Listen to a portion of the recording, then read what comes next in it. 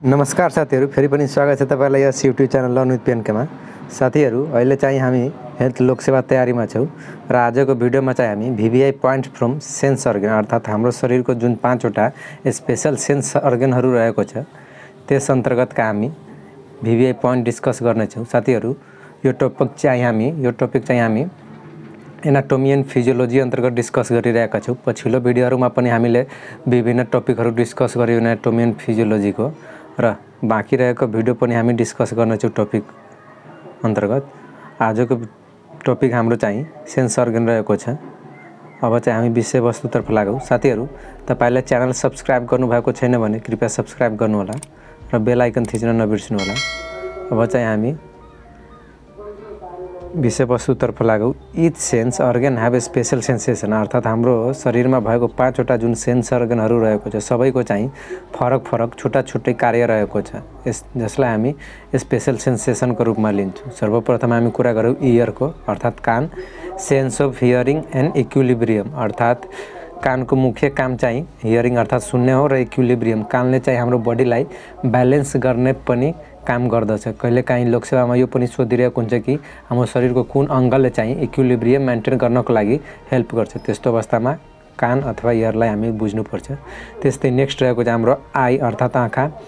Sense of site और vision अर्थात् हामीले हेर्ने भनेको यो संसारलाई हेर्ने भनेको चाहिँ केले हो त? आँखाले त।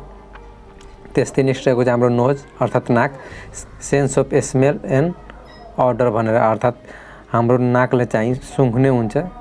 स्मेल अर्थात् ब्याड स्मेल हो कि गुड स्मेल हो, अडरहरू त्यो हामी चाहिँ नाकले चाहिँ सुँघ्ने गर्छौँ। त्यस्तै नेक्स्ट रहेको चाहिँ हाम्रो टङ जिब्रो। Sense of taste. साथीहरू, यो TASTE हुनुपर्ने, यो टाइपिङ मिस्टेक भएर रहेछ। TASTE टेस्ट अर्थात् हाम्रो जिब्रोले चाहिँ स्वाद पाउने हो कि कुन खानाको स्वाद कस्तो छ, नुनिलो अमिलो पिरो के कस्तो छ, त्यो चाहिँ हाम्रो जिब्रोले पत्ता लगाउने हो। त्यस्तै नेक्स्ट रहेको चाहिँ हाम्रो स्किन अर्थात् छाला। सेन्स अफ टच अर्थात् हाम्रो शरीरमा कुनै कुराको स्पर्श भयो त्यो कुरा कस्तो छ, हार्ड छ, सफ्ट छ, कोल्ड छ, हट छ, त्यो चाहिँ थाहा हुने भनेको चाहिँ स्किन अर्थात् छालाबाट हो। अब चाहिँ हामी यो इच सेन्स अर्गन अर्थात् एउटाको हामी डिस्कस गर्नेछौँ कि के कस्तो पोइन्टहरू यस अन्तर्गत चाहिँ इम्पोर्टेन्ट रहेको छ। सर्वप्रथम हामी कुरा गरौँ इयर अर्थात् कानको। कान अन्तर्गत के कस्तो पोइन्टहरू हाम्रो लागि महत्त्वपूर्ण रहेको छ।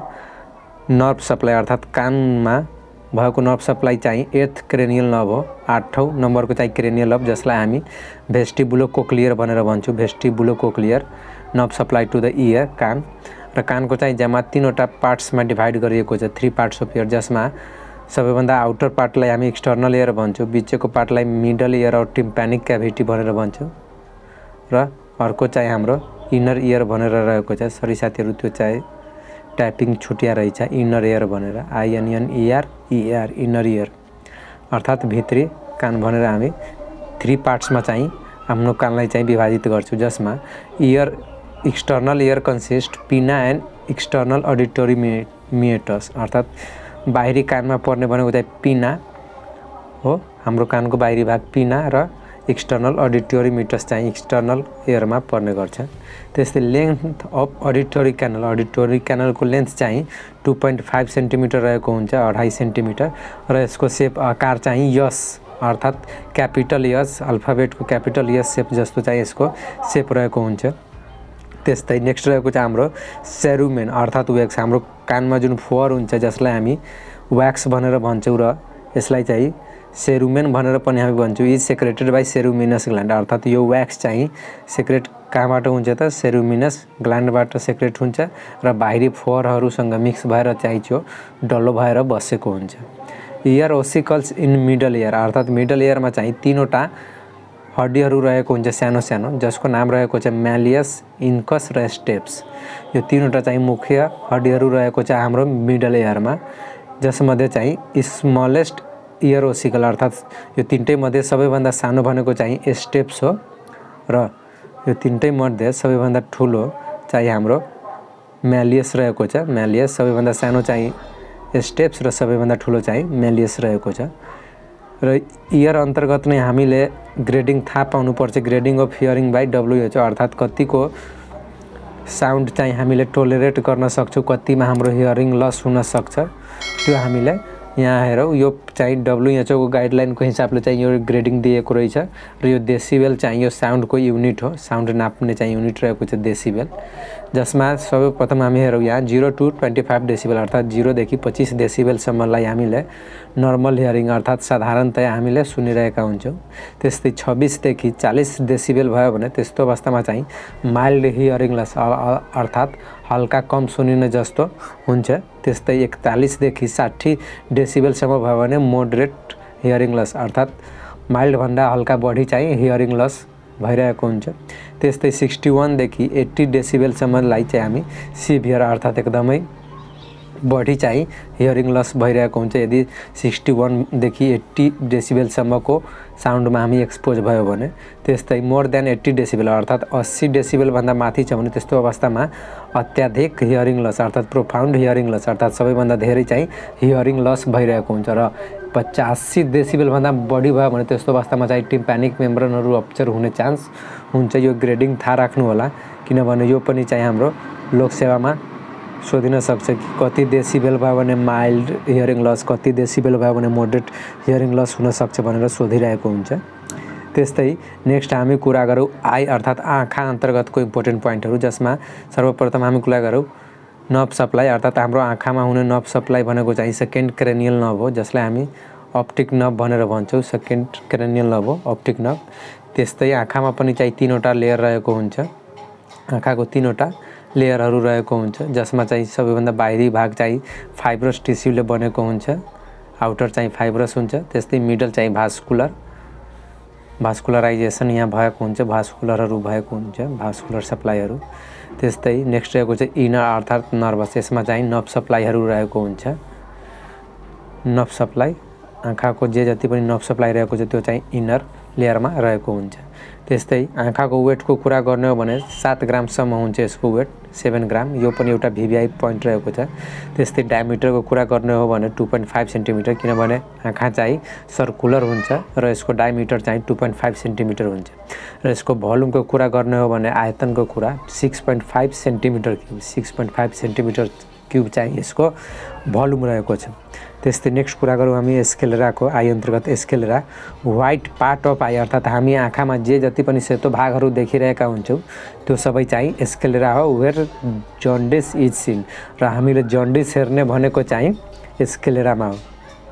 एस्केलेराको कलर डिस्कलर भइरहेको हुन्छ र त्यो चाहिँ जन्डिसमा हुने हो, र जन्डिस चाहिँ हामीले एस्केलेरा अफ आईमा चाहिँ हेर्छौँ। त्यस्तै नेक्स्ट रहेको छ लेक्राइमल ग्ल्यान्ड भनेर, यो चाहिँ एक्जोक्राइन ग्ल्यान्ड हो, यसमा चाहिँ डक्ट हुन्छ अर्थात् डक्ट बियरिङ ग्ल्यान्ड हो यो, त्यसैले यसलाई एक्जोक्राइन ग्ल्यान्ड भनिएको हो। From where tear is secreted अर्थात् आँसु बन्ने कहाँ हो त, त्यो चाहिँ लेक्राइमल ग्ल्यान्डमा बन्ने हो र यो एक्जोक्राइन ग्ल्यान्ड हो। यसबाट चाहिँ ग्ल्यान्ड पासेजबाट भएर चाहिँ टियर बाहिर हाम्रो आँखातिर आउने हो।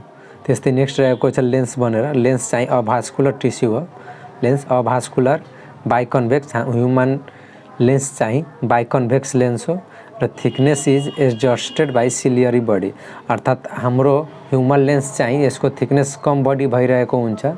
लाइटको हिसाबले हाम्रो आँखामा कतिको लाइट परिरहेछ त्यस हिसाबले चाहिँ हाम्रो लेन्स एडजस्ट भइरहेको हुन्छ र त्यो एडजस्ट गर्ने काम चाहिँ सिलियरी बडीको हो। त्यस्तै नेक्स्ट रहेको चाहिँ हाम्रो रेटिना, रेटिना हैज 10 लेयर, रेटिनाको चाहिँ जम्मा 10वटा लेयरहरू रहेको हुन्छ। आईको जम्मा 3वटा लेयर र रेटिनाको चाहिँ 10वटा लेयर रहेको हुन्छ। Inner most layer of I, यो रेटिना चाहिँ सबैभन्दा भित्री लेयर हो, कन्टेन 2 सेल, यसले चाहिँ 2वटा सेल चाहिँ कन्टेन गर्छ जसको नाम चाहिँ रड एन्ड कोन रहेको छ, रड्स एन्ड कोन्स भनेर हामी भन्छौँ। यो 2वटै सेल चाहिँ रेटिनामा पाइने हो। Rod cell has rhodopsin pigment which helps to see at night अर्थात् रड्समा चाहिँ रोडोप्सिन भन्ने पिगमेन्ट हुन्छ जसले चाहिँ राति हेर्नमा मद्दत पुर्याउँछ, यो पनि एउटा भिभिआई पोइन्ट रहेको छ। त्यस्तै cone cell has iodopsin pigment, रडसँग रोडोप्सिन हुन्छ भने कोनसँग चाहिँ इडोप्सिन पिगमेन्ट हुन्छ which helps to see in the day, जसले चाहिँ दिउँसो देख्न मद्दत गर्छ and also helps in colour perception. र यो कोन सेलले चाहिँ कलर पर्सेप्सन अर्थात् रङहरू छुट्याउनमा पनि मद्दत पुर्याउँछ कोन सेलले। त्यस्तै नेक्स्ट रहेको चाहिँ हाम्रो आइरिस भनेर, iris visible coloured part of I अर्थात् हाम्रो आँखामा जे जस्तो कलर पार्टहरू देखिरहेका हुन्छौँ हामीले रङ्गिएको पार्ट, त्यो चाहिँ हाम्रो आइरिस रहेको हुन्छ भनेर हामीले बुझ्नुपर्छ। त्यस्तै नेक्स्ट रहेको चाहिँ हाम्रो visual acuity is checked by Snellen chart अर्थात् हाम्रो आँखाको भिजुअल एक्युटी चेक गर्नु पर्यो भने त्यस्तो अवस्थामा चाहिँ स्नेलन लेटर चार्ट हामी युज गरिरहेका हुन्छौँ। यो चाहिँ हामीले हस्पिटलमा आँखा चेक गराउन गयौँ भने त्यहाँ चाहिँ एप्रोक्स 6 मिटरको टाढामा हामीलाई राखिन्छ र अर्को 6 मिटरमा चाहिँ स्नेल चार्ट राखिन्छ जसमा चाहिँ अल्फाबेट लेटरहरू रहेको हुन्छ र त्यहाँबाट चाहिँ हामीलाई हेर्न लगाइन्छ कि हाम्रो भिजुअल एक्युटी कस्तो छ, राम्रो छ कि छैन भनेर। यो पनि सोधिरहेको हुन्छ कि भिजुअल एक्युटी कसरी चेक गरिन्छ या स्नेल चार्ट के को लागि प्रयोग गरिन्छ। त्यस्तो अवस्थामा थाहा हुनुपर्छ कि भिजुअल एक्युटी र स्नेल चार्ट चाहिँ दुवै एकतर्फ पर्छ भनेर, अर्थात् भिजुअल एक्युटी चेक गर्नलाई स्नेल चार्टको प्रयोग गरिन्छ र स्नेल चार्टको प्रयोग चाहिँ भिजुअल एक्युटी चेक गर्न प्रयोग गरिन्छ भनेर हामीले बुझ्नुपर्छ। त्यस्तै colour blindness is checked by Ishihara chart अर्थात् कलर ब्लाइन्डनेस अर्थात् कुनै रङ आइडेन्टिफाई गर्न सकिरहेको छ कि छैन भनेर त्यो चेक गर्नको लागि हामीले चाहिँ इसिहारा भन्ने चार्ट चाहिँ हामीले प्रयोग गर्छौँ। यो पनि एउटा महत्त्वपूर्ण पोइन्ट रहेको छ। त्यस्तै नर्मल भिजन चाहिँ 6/6 इन स्नेल चार्ट अर्थात् स्नेल चार्ट हेर्दाखेरि चाहिँ हाम्रो हेर्ने चाहिँ यदि 6/6 आयो भने त्यस्तोलाई हामी चाहिँ नर्मल भिजन भनेर भन्छौँ र यदि योभन्दा कम आयो जस्तै कि 5/6, 4/6, 3/6 त्यस्तो अवस्थामा हामी बुझ्न सक्छौँ कि हाम्रो भिजन प्रब्लम छ भनेर। Most common cause of blindness in Nepal and or world अर्थात् संसारको कुरा गरौँ या नेपालको गरौँ सबैभन्दा most common of cause of ब्लाइन्डनेसको रूपमा चाहिँ क्याटारेक्ट रहेको छ र यो क्याटारेक्ट भनेको के हो, opacity of lens. Opacity of लेन्सलाई चाहिँ हामीले चाहिँ क्याटारेक्ट भनेर भन्छौँ र यो चाहिँ most common cause of blindness in Nepal as well as world. यो पनि एउटा महत्त्वपूर्ण भिभिआई पोइन्ट रहेको छ। मोस्ट कमन अकुलर मोर्बिडिटी अर्थात् रिफ्र्याक्टिभ इरर। रिफ्र्याक्टिभ इरर भनेको चाहिँ हाम्रो आँखा खुम्च्याउन नसक्नु या फुल्ली डाइलेट गर्नु, जस्तै कि हामी मायोपिया हाइपरमेट्रोपियाको कुरा गर्छौँ त्यो चाहिँ अकुलर मोर्बिडिटी अन्तर्गत पर्छ र मोस्ट कमन अकुलर मोर्बिडिटी चाहिँ हाम्रो रिफ्र्याक्टिभ इरर रहेको छ भनेर हामीले बुझ्न सक्छौँ। त्यस्तै नेक्स्ट हामी हेरौँ glaucoma is the raised intra ocular pressure of I अर्थात् ग्लाउकोमा भनेको के हो त, हाम्रो आँखाको जुन इन्ट्रा ओकुलर प्रेसर रहेको हुन्छ आइओपी हामी सर्टकटमा भन्छौँ आइओपी इन्ट्रा ओकुलर प्रेसर, यदि त्यो बढी भयो भने त्यस्तो कन्डिसनलाई चाहिँ हामी ग्लाउकोमा भनेर भन्छौँ। त्यस्तै नेक्स्ट रहेको छ मायोपिया जसलाई हामी सर्ट साइटनेस भनेर पनि भन्छौँ। यसलाई करेक्ट गर्नको लागि चाहिँ हामीले कन्केभ लेन्स प्रयोग गर्नुपर्छ, concave lens for myopia short साइटनेसको लागि। त्यस्तै नेक्स्ट रहेको छ हाइपरमेट्रोपिया जसलाई हामी लङ साइटनेस भनेर पनि भन्छौँ, लङ साइटनेसनेस र यसलाई करेक्ट गर्नको चाहिँ हामी कन्भेक्स लेन्स प्रयोग गर्छौँ। मायोपियामा कन्केभ लेन्स र हाइपरमेट्रोपियामा चाहिँ कन्भेक्स लेन्स। साथीहरू यो यसमा एउटा अझै पोइन्ट म थप्न चाहे जुन छुटिरहेको हुन्छ, हामीले तपाईलाई थाहा होला कि आई डोनेसन भनेर भन्छौँ। आई डोनेसनमा चाहिँ पुरै आई डोनेट गर्ने होइन, आईको एउटा पार्ट मात्र चाहिँ हामीले डोनेट गर्ने हो। त्यो चाहिँ भनेको के हो त, कोर्निया। कोर्निया ट्रान्सप्लान्ट मात्र भन्छ जसलाई चाहिँ हामी नर्मल्ली आई डोनेसन भनेर भन्छौँ अर्थात् आई ट्रान्सप्लान्ट भनेर भनिरहेका हुन्छौँ। कोर्निया CORNEA कोर्निया यो पनि एउटा महत्त्वपूर्ण पोइन्टको रूपमा रहेको छ। त्यस्तै नेक्स्ट हामी हेरौँ नोज अन्तर्गत। नोजको चाहिँ नर्भ सप्लाई चाहिँ ओल्फ्याक्ट्री नर्भद्वारा भएको हुन्छ। ओल्फ्याक्ट्री नर्भ यो क्रेनियल नर्भ हो र यो चाहिँ नोजमा सप्लाई भएको हुन्छ, यसले चाहिँ स्मेल पत्ता लगाउने हो। त्यस्तै यसमा नेक्स्ट हाम्रो टर्म एउटा आवश्यक पर्छ यसमा एपिस्ट्याक्सिस भनेर, ब्लिडिङ फ्रम नोज। एपिस्ट्याक्सिस भनेको चाहिँ ब्लिडिङ फ्रम नोज हो र यो ब्लिडिङ हुने कहाँबाट हो त, कमन साइट चाहिँ लिटल्स एरिया हो जसलाई हामी चाहिँ केसबेल प्याच एरिया भनेर पनि भन्छौँ। लोकसेवा इक्जाममा यो दुइटै सोधिरहेको हुन्छ कि कमनेस्ट साइट अफ एपिस्ट्याक्सिस कुन हो, त्यस्तो अवस्थामा यो दुइटै थाहा हुनुपर्छ, लिटल्स एरिया र केस बेल्ट ब्याच भनेर, किनभने कहिलेकाहीँ यो दुईटाबाट कुनै एउटा दिइरहेको हुन्छ, कहिलेकाहीँ यो दुईटै दिइरहेको हुन्छ। त्यसैले हामीलाई थाहा हुनुपर्छ कि लिटल्स एरिया लाई नै चाहिँ केस बेल्ट ब्याच एरिया भनेर पनि भनिन्छ भनेर। र यो टिपिकल साइट रहेको छ, कमनेस्ट साइट रहेको छ त के को एपिस्टाक्सिसको। साथीहरू नोजमा हाम्रो यति मात्र इम्पोर्टेन्ट रहेको छ, योभन्दा बढी हामी नोजमा थाहा पाइराख्नु पर्दैन। त्यस्तै नेक्स्ट रहेको छ हाम्रो टङ अर्थात् जिब्रो। यसको नर्भ सप्लाई चाहिँ अलि धेरै नै रहेको हुन्छ। यसमा विभिन्न नर्भहरू सप्लाई भएको हुन्छ, जस्तै कि हाइपोग्लोसल नर्भ। हाइपोग्लोसल नर्भ के को लागि प्रयोग हुन्छ यसमा त मुभमेन्टको लागि, हाम्रो जिब्रो चलाउनको लागि चाहिँ हामीले हाइपोग्लोसल नर्भको मद्दत लिन्छौँ। त्यस्तै नेक्स्ट रहेको छ ट्राइजेमिनल नर्भ। र यो ट्राइजेमिनल नर्भले चाहिँ जेनरल सेन्सेसन, साधारणतया सेन्सेसनहरू हामीले थाहा पाइरहेको हुन्छौँ ट्राइजेमिनल नर्भबाट। त्यस्तै नेक्स्ट रहेको छ फेसियल नर्भ एन्ड ग्लोसोफेरेन्जियल नर्भ। र यसले चाहिँ हाम्रो टेस्ट पत्ता लगाउनमा चाहिँ यसले मद्दत पुर्याउँछ, जस्तै कि सावर, नुनिलो, गुलियो, पिरो के कस्तो छ त्यो टेस्ट पाउनको लागि चाहिँ हामीले फेसियल नर्भ र ग्लोसोफेरेन्जियल नर्भको चाहिँ सहायता लिन्छौँ। त्यस्तै एउटा यसमा टर्म रहेको छ एनोस्मिया भनेर। एनोस्मिया भनेको चाहिँ loss of sense of taste, अर्थात् हामीले कुनै टेस्ट थाहै पाउन सकेनौँ भने त्यस्तो कन्डिसनलाई चाहिँ हामीले एनोस्मिया भनेर भन्छौँ।